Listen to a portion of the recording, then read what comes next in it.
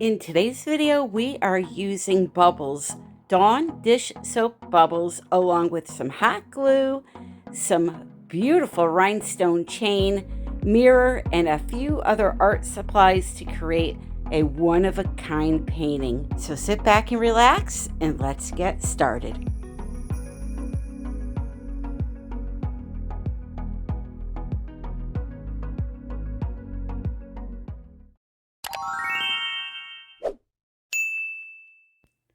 Hello, my friends. Welcome back to another video. So before we get started, I wanted to address a few questions that I had from last week's video, which you're seeing the painting right now that I made in that video. If you didn't see it, you can go back to my channel to the videos and see it. It's there from last week.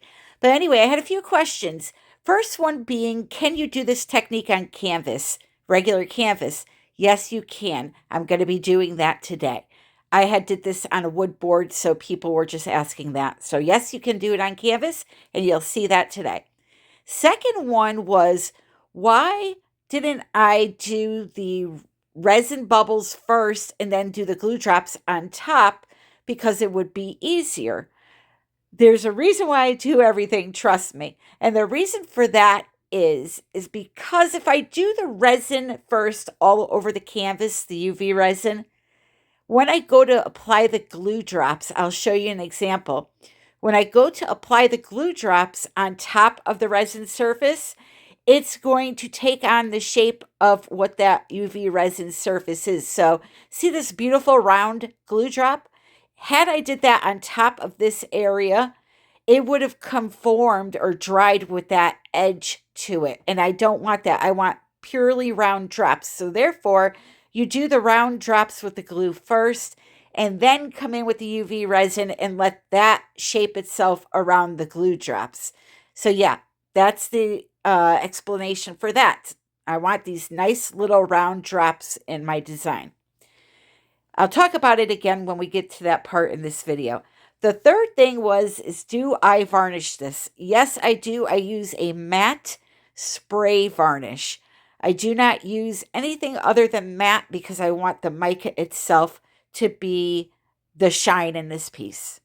If you were to use something like a gloss varnish, I feel, and this is just my opinion, it doesn't look right. It's too shiny. So I use a matte spray varnish. But anyway, on today's video, we are using a 10 by 20 cotton canvas, regular cotton canvas, and we are going to be drawing some daisies on it. Now, a daisy is a simple design to draw, but I like even easier ways of doing things. So I just printed one out, traced it onto a thicker piece of paper, and made myself a little template of a daisy. That's what you're seeing right there. I'm going to put 3 of these daisies on this 10 by 20 gallery wrapped canvas, and all I'm going to do is trace them on with a pencil. But before I do that, I need to paint the background. You always want to paint the background a solid color before you do this technique, and there is a reason for that. I will explain that later. But I chose this gray blue by Amsterdam and some white. I wanted it to be a lighter version of it, so I put a whole bunch of white on a plate, put a little bit of the blue-gray on there, mixed them together, and I came up with a lighter version of this. I guess I have time now to tell you why you want to paint your canvas a solid color. It is because when you go to use a mica pigment or even an acrylic paint to color in your design when you're done, that background color is going to help it pop. It's going to help the texture pop a lot more. So usually people like to use black when using mica pigments or interference pigments, chameleon powders, because they stand out the best on black. I went with this lighter gray color. So again, I printed out an image of a daisy. I cut it out. The paper was too thin to trace, so I just traced that cutout onto a thicker piece of cardstock and made my own daisy template. Now with a pencil, I'm going to trace all 3 of them onto the canvas. You'll also notice there's a center to my daisy. I kind of just hand drew that in because we're going to put something special in that center. So if you want to use this exact design, make sure that you include that center so you don't cover it up with the technique you're about to see me doing.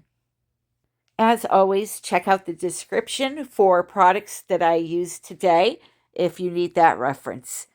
So now I have some Pebeo, and this is CERN Relief. It's a 3D outliner, so it's a paste that dries 3D, and I wanted to outline my flowers. Now, even though it's silver, you're not going to see a lot of this color, so just ignore a lot of the messes you're about to see in this video until the painting is complete, because I got silver on the canvas in different areas, and yeah, the first layer you put down of acrylic paint, your background color, the reason why you want to put it down first is so, again, the texture stands out more when you go to color it in the end. But I end up, see this little silver spot there on the edge of the canvas? I end up in the end going back and coloring over this again just to clean it up and make it look nice. It's so hard to not make a mess when you're doing painting like this, so always be prepared to touch up. So now I outlined all three of those, and it sat for about 4 hours for them to dry. You want to avoid your center area of the daisy, like I told you, so make sure that you have a little circle sketched in where you want the center to be so that you don't put any glue drops or UV resin in there, because we're going to be laying something special in there. So you want that area to be free of any kind of texture. Now I'm just using my hot glue gun to make different size hot glue drops all over the petals. And I'm not going to show you every single petal. It's very repetitive. So I show you a few petals here, what I did, just so you get the gist of how to do it. There's no rhyme or reason for how I'm laying these dots down in regards to the size. I'm just putting some sizes, all different sizes in all different areas. So here they are. After those have dried, I let them sit for about an hour, and I have all my glue drops done. Now, for our center, my idea was this. I have this beautiful rhinestone chain. I got this at Hobby Lobby for like $6.99, and these 2-inch round mirrors were also at Hobby Lobby. I'm going to use a little bit of this glass glue. It's like a crazy glue. That's the word I'm looking for. So it's like a crazy glue, but for glass specifically. I'm sure well, I won't say sure, but I'm pretty confident regular crazy glue would have worked, but I had this, so I used it. And yeah, so I'm just putting a little bit of that around the edge, and I'm working in sections. So I put, maybe about half of the circle, I cover it with the glue, and then I put the chain on, let it dry for about a minute, and then I do the other half. So you just wrap it around the edge. It's very thin, that edge, so you just got to be patient and take your time with it. And then you end up with these beautiful little mirrors that are wrapped in rhinestone, and they are so pretty. Look at this. How cute is that? So that's going to be the center of my daisy. But we're going to put that to the side for now. I'm going to make some bubbles to do the UV resin and bubble hack. So what you need to do to make this is you need some Dawn dish soap or any dish soap, some UV resin, a UV light. Put the soap in the bowl just like you see here. Agitate it with some water to create some bubbles. Put it to the side. Take some of your UV resin and put it in a cup if you have a big jug like me. If you're lucky to have one of those little bottles of it with the pointer tip, you'll be fine to just use that as you go along. Get yourself your UV light set up. If you need a kit for UV resin and a UV light, if you don't have one and want to try this, I have a link for Amazon in the description of this video. It's like $20. You get the light, you get the UV resin, and a bunch of goodies with it. And then you need some napkins, a way to transfer the bubbles to the canvas. I just use my palette knife. And then you'll need some old paint brushes. But yeah, I just use my palette knife to pick them up. Just the upper surface you're picking up. No water, just the foam, okay? But anyway, we're getting ahead of ourselves. The first thing you're going to do is paint down some of your UV resin inside of each petal. You're going to avoid the center, as I mentioned, and you're going to make sure that you get in between all those little dots that you create. So when you put those dots down, keep that in mind that you have to place UV resin all around them. So don't make it a tight squeeze, all right? So the process here is we are imprinting bubbles into UV resin by using the UV resin and putting the foam on top. When you go to cure the UV resin, the foam creates a void in the UV resin surface so that when you go and cure it, it cures with this void in it, and you get these little pit-looking structures, texture, and it's a really cool look, especially when you color it in. So again, I'm not going to show you each and every petal. It's the same process. You just apply the UV resin in the petal area, and then you go ahead and you're going to scoop your foam off the upper surface of the bowl. You don't want to grab water again. And you're going to place it right over that UV resin, the wet UV resin. You're going to place your light over it for 60 seconds. And then once that 60 seconds is up, which will be only a few seconds for you because I fast forwarded this, you are going to scoop the foam off of the canvas. Don't worry if your canvas looks lighter in that area. Once it dries, the color will come back. Scoop them off of the surface, put them back in the bowl because you can reuse them, and then pat it dry with a paper towel. Again, you're going to notice my canvas looks a lot lighter where I just put these bubbles down, and that's fine. You'll see once it dries, the color comes right back. So I'm going to do one more quick with you and walk you through it again, and then I will show you what the texture looks like. So place the UV resin down in areas that you want it, avoiding the center if you're doing a flower like this. Of course, you can do any kind of a template that you want. You could do a bird, a house, a boat, a goat, whatever you want. I just chose this simple template to demonstrate this technique. So go ahead and get that resin in there, and then go ahead and put your foam on top. And then you're going to cure it for 60 seconds. You'll see here I use all kinds of gadgets to help me place this foam down. I got sticks, I got spoons, like all different types of things. But anyway, there's my UV light that I broke the leg off the other day. Don't mind it. But anyway, 60 seconds, remove the foam, pat it down with a paper towel, and you're going to see that you get this beautiful crater-like texture. And that, along with the hot glue drops that are around, is just amazing. Wait until you see when I color this how beautiful it is. Oh my word. It is just absolutely amazing. So I did 3 of those daisies, as you can see here.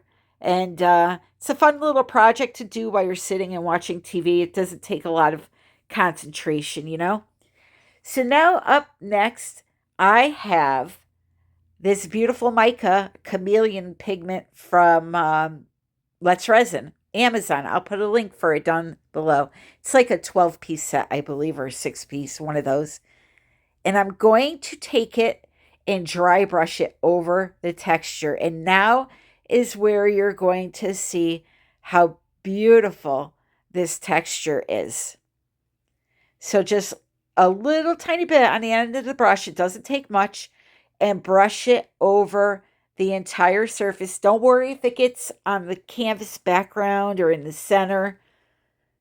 You're going to brush it all in, and then once you're done doing this step, you're going to take it outside and tap it off to get rid of any loose mica. So when you go to touch up the background, which you'll see me doing soon, you won't see that mica in the background. Or maybe you want to see it in the background and you leave it there because it's sparkly. But anyway, brush it over the entire surface where you have created these textures. And you definitely want to do this project in the order that I'm doing it. Like, don't put your mirrors down and do this because then it'll be all over your mirrors. So I'll show you a few petals here that I've done, and then I will do the rest off camera, and then we will come back for the next step. By the way, if you enjoyed today's video, please remember to like, comment, subscribe. Leave me a comment, even an emoji with a heart if you don't want to type out. I would love to hear what you think about this. So now I'm going to put the mirrors down because I've colored all my petals in. So I just put a dab of Gorilla Glue in the center there, and I made 3 of those mirrors wrapped in the rhinestone chain to place in the center of each of the daisies. And the last step for me, well, not the last step, but the last step before I spray varnish it, is to touch up the background. Now, there were 2 things I wasn't happy with: the tone of the background and the silver paste. Again, remember I told you that I wasn't going to show a lot of that paste in the end of the piece. So what I did was I took the blue-gray paint from Amsterdam and I didn't lighten it with white this time. I thought it would look better with a darker color. And then I just kind of brushed up the sides of that silver paste, which helped cover a lot of it. And this is the final result. Look at this. I absolutely love this painting. It's so cute with the little mirrors. And yeah, it's just really, really pretty. Here it is in the daylight. I think it looks fantastic. Color may not be for everyone, but that mica powder, let me tell you, in person, the sparkle of it is out of this world. I think I show you with the flash on here in a minute just how sparkly it is. But yeah, I think it's a really cute idea. Again, as far as design goes, the world is your oyster, my friend. You can do any type of design. I hung it on the wall here for you. I think it looks really, really cute. And again, I like the touch of the little mirrors. I think they really just tie it all together. So, my friends, look at that sparkle while I say goodbye. It is gorgeous. Again, thank you so very much for joining me today. Don't forget to hit that like button and leave a comment on your way out. I love you all, and until the next time, happy creating.